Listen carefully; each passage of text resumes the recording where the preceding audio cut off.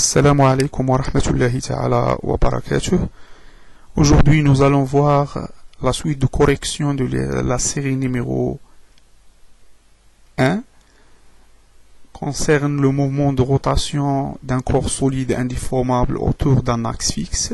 Donc, l'exercice 4. Un solide S de diamètre D égale 12 cm est amené d'un mouvement de rotation autour d'un axe fixe. Le solide effectue un mouvement dont l'abscisse angulaire θ de t, bien θ varie avec le temps, comme indiqué sur le figure, bien le graphe présenté dans le document. La première question, quelle est la nature du mouvement du point M? La deuxième question, quelle est l'équation, ou bien écrire l'équation horaire θ de t du mouvement du point M. La troisième question, déterminer la période et la fréquence du mouvement. Quatrième question, déduire l'équation horaire S de t du mouvement du point M. La dernière question, calculer la longueur de l'arc D entre deux instants T1 et T2. Donc T1 égale 0,5 secondes et T2 égale 1 second. Cet exercice il est très important, donc il faut suivre la vidéo jusqu'à la fin pour bien comprendre. لكن قبل المرور للتصحيح يجب توقيف الفيديو ثم محاولة الإجابة على الأسئلة قبل المرور إلى التصحيح.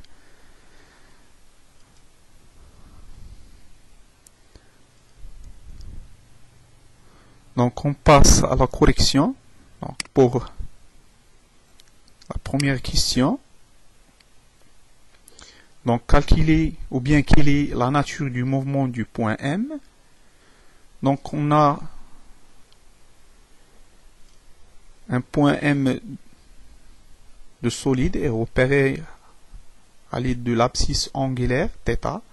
Donc θ varie en fonction de temps. Donc la courbe est une droite, de pente ou bien de coefficient directeur A égale delta θ sur delta t. Donc la pente ici elle est constante. Donc par conséquence, elle présente aussi la vitesse angulaire oméga. Donc puisque oméga il est constante, donc nous pouvons dire que le mouvement, la nature du mouvement du point M, elle est circulaire uniforme. D'accord? Puisque oméga il est constante. Mais pour le solide, on dit que le solide il est en mouvement de rotation uniforme. D'accord? Il faut différencier entre le mouvement du point et le mouvement de solide. Donc pour la deuxième question, écrire l'équation horaire du mouvement du point M. Donc ici, la fonction θ en fonction ou bien θ égale f de t, donc c'est une fonction affine, donc c'est une droite, ne passe pas par l'origine, donc fonction affine. De l'équation, donc l'équation de cette équation là s'écrit sous la forme de y égale ax plus b. Dans ce cas là c'est θ, on écrit θ de t égale a fois t plus b. D'accord? Donc avec a, c'est le coefficient directeur ou bien la pente égale delta θ sur delta t. D'accord? Donc la pente de cette droite, c'est A égale delta θ, ici delta θ, par exemple delta θ là sur delta t. Donc nous reprenons deux points. Donc, par exemple, ce point là, il est clair, donc de l'abscisse C1 correspond le temps 0, 1, donc 1, 0, 1, et l'autre point qui est là, et qui est aussi clair, donc 0, l'abscisse égale 0,5, et le temps c'est 0. Application numérique, on trouve A égale 5 radians par seconde, donc ici pour le coefficient directeur de l'unité radian par seconde, c'est-à-dire que il signifiait que A représente la vitesse angulaire oméga. Donc la vitesse angulaire oméga, c'est 5 radians par secondes. Pour cela, on a dit avant, oméga il est constante et le mouvement circulaire uniforme. Donc pour déterminer B, donc à l'instant t égale à 0, l'ordonnée à l'origine, θ de 0, ici on remplace par 0, donc A fois 0 c'est 0, il reste B. Donc θ 0 égale B, donc à l'instant t égale à 0, B égale, ou bien θ 0 égale 0,5 radian. Donc on remplace dans l'équation précédente, on trouve θ de t égale 5 fois t plus 0,5. Donc toujours θ de t en radian. C'est l'abscisse angulaire. Pour la troisième question, donc déterminer la période et la fréquence du mouvement. Donc on a déjà vu que le mouvement du point M il est circulaire uniforme. Donc puisqu'il est circulaire uniforme, il est périodique. Donc il caractérise par la période t et la fréquence f. Donc daur taraddud. Donc daur, la période t, notée grand T, égale 2π par définition, égale 2π sur oméga. D'accord? Donc égale 2π sur oméga. Donc on a déjà trouvé la valeur de oméga. Donc 2π sur 5 égale 1,256 secondes. Donc toujours la période est daur عبارة عن زمان وبالتالي l'unité seconde. La fréquence c'est l'inverse de la période, égale 1 sur t, égale aussi 2p sur oméga. Application numérique, on trouve 0,796 Hz. Donc l'unité de fréquence, c'est toujours en Hz. Donc pour la quatrième question, donc la question 4, déduire l'équation horaire S de t du mouvement du point M. Donc, on a déjà déterminé l'équation horaire en fonction de θ, et ainsi que la relation entre l'abscisse angulaire et l'abscisse curviligne. Donc, c'est-à-dire que S de t, d'accord, donc S de t égale R fois θ de t.